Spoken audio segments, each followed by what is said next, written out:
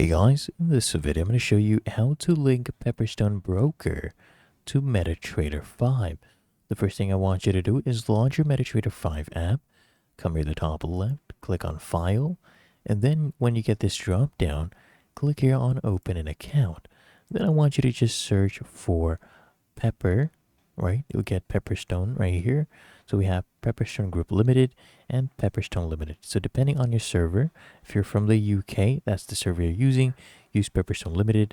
But if you're from the rest of the world, use this one, Pepperstone. Hit next right here. And then what you need to do is choose if you're using a demo account. Okay, you can click on next.